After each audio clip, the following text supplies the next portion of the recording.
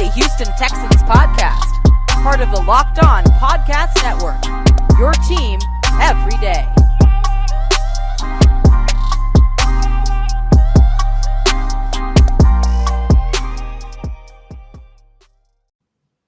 Welcome in, everybody, for a quick hit edition of the Locked On Texans podcast, a part of the Locked On Podcast Network. Thank you for making the Locked On Texans your first listen every day, free and available on all platforms. Make sure you subscribe to the Locked On Texans podcast on YouTube. You can find us there now. Like, comment, and subscribe. Cody Davis is joined me. I am John, some sports guy Hickman. You guys know me as the friendly face of the show. And Cody as the behind-the-scene media member who's been working with the Houston Texans. And let's talk about it. Mark Ingram has been traded. The 31-year-old running back has been traded to the New Orleans Saints. Details of the trade has not actually came out, so we don't know the concrete work behind it. What did Houston receive back? But we know it's going to be trade picks.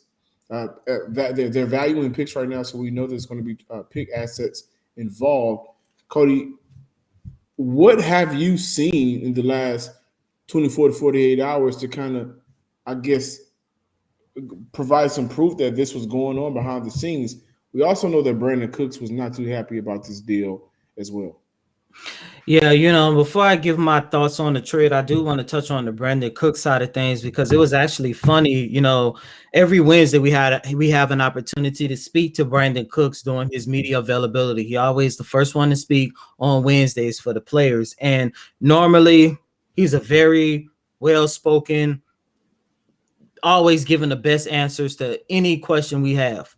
Yesterday, however, he was real short. You could kind of tell something was wrong with Cooks. And literally not 2 minutes after he walked off the podium, we got the news from Ian Rappaport, who first reported it, that Mark Ingram had been traded to the New Orleans Saints. And for those of you guys who don't know, and I'm pretty sure you guys seen the tweet by now, Brandin Ingram took to Twitter and called the trade BS because Ingram and Cooks did. Yeah, Brandin Cooks took to Twitter and called the trade BS. And for those of you guys who don't know, Cooks and Ingram has a relationship that goes all the way back to their rookie season. Because if I'm not mistaken, both of those guys did play, I want to say, like 4 years in New Orleans together. And I think Cooks was a rookie when Mark Ingram was there, and he was only there for 1 year. So those two guys kind of like grew up in a sense to start their NFL's careers. But, when I take a look at this Mark Ingram trade, I know it's disappointing to some, especially considering that he was the best running back in the running back group for a subpar at best run game. But ladies and gentlemen, John, just buckle up because this is a team that is sitting at 1-6. We might as well say 1-7 at the conclusion of the Los Angeles Rams game. This is a team that has embraced the rebuild, and this is a team that is going through a youth movement at this moment. And with that being said, with the NFL trade deadline coming up, Mark Ingram is just the first domino to fall, and I do expect more domino to come. Absolutely. Hey, and I want to look at it like this. I had mentioned in the podcast earlier in the week that this team is a good blend and mixture of veterans and younger guys, and we're trying to figure out who should Houston prioritize over the next player. Well, of course, in this 1-6 year, whether or not they win on Sunday, that remains to be seen, but they're going to prioritize the younger guys simply because they have to figure out whether or not they're going to be around next year. Okay. Mark Ingram was brought in a 1-year deal. And so, it's not really that shocking that the 31-year-old running back who did lead this team in rushing yards at, 294 yards, but did not run the ball pretty well, only averaging 3.2 yards per carry with 1 touchdown on the year. It's okay that they're moving on from him. But what it really shows is they're showing the hand. The rest of these veteran guys may start to get antsy and say, I can't play under these conditions anymore. They talked about the culture a lot. What culture has actually been set in motion right now?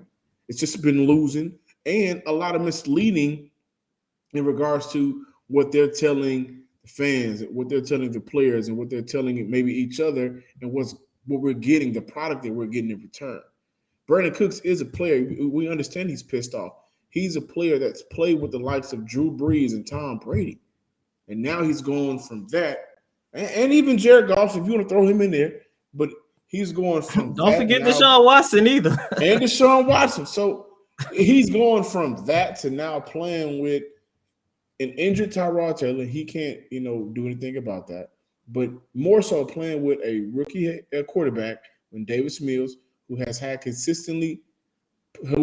consistently that he has problems with getting him the ball consistently, and a head coach who, for whatever you may have a thought about him, whatever reason you may like or not like him, he is not being put in the best situation from a general manager who, by far, if we're being completely honest, have missed on more so of the moves that he's made shots on. Brandin Cooks is pissed off. Zach Cunningham is another player who has seen a decrease in snaps over the last few weeks. I'm sure he doesn't want to be in town. And so Mark Ingram is the first. Well, I would say Rudy Merciless was the first one to go through the releasing process, but Mark Ingram is the first trade. I do expect to hear and see more from this Houston Texans team.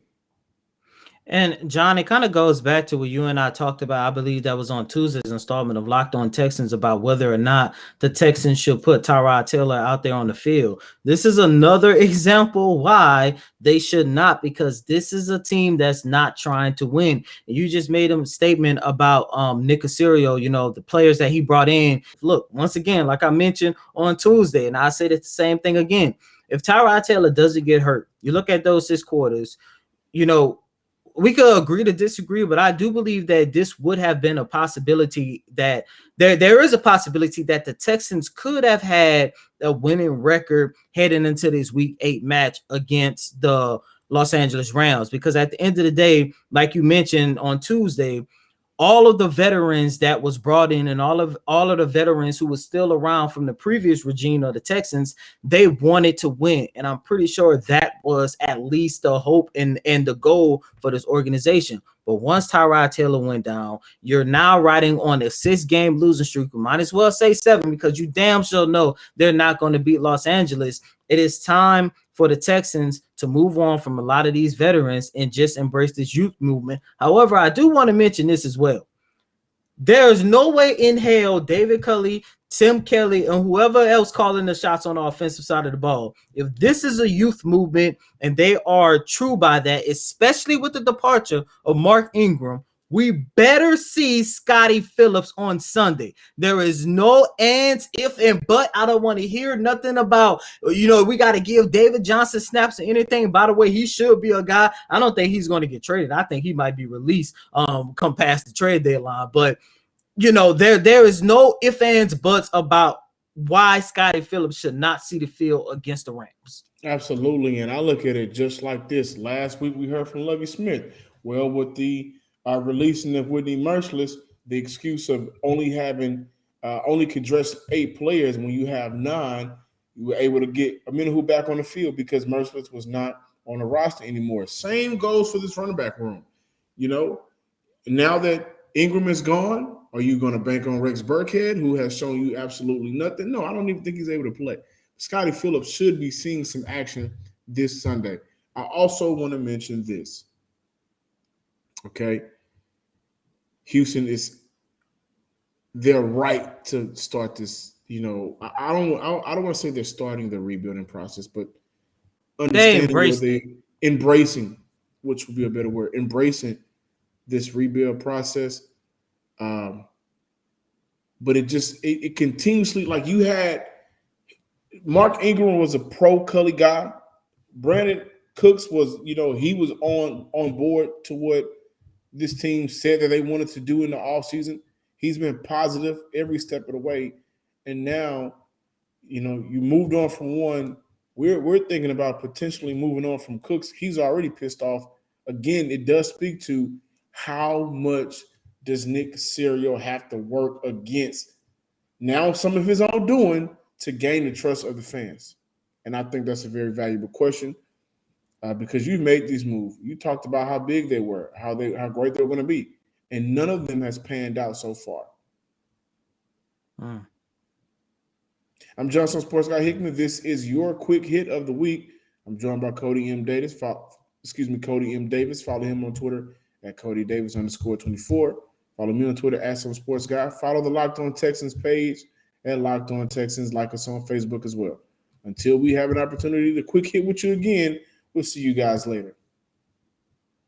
Until next time, ladies and gentlemen, before we go, I do want to mention, please be sure to check out today's installment of Locked On Texans for the crossover edition with our guy Sosa over at Locked On Rams. And for you guys who might not know, yes, Tyrod Taylor was at practice on yesterday, but it's like at least a 90 to 95% chance he would not play on Sunday, which means they're going to be rolling out with Davis Mills as a starting quarterback. Until next time, ladies and gentlemen, peace.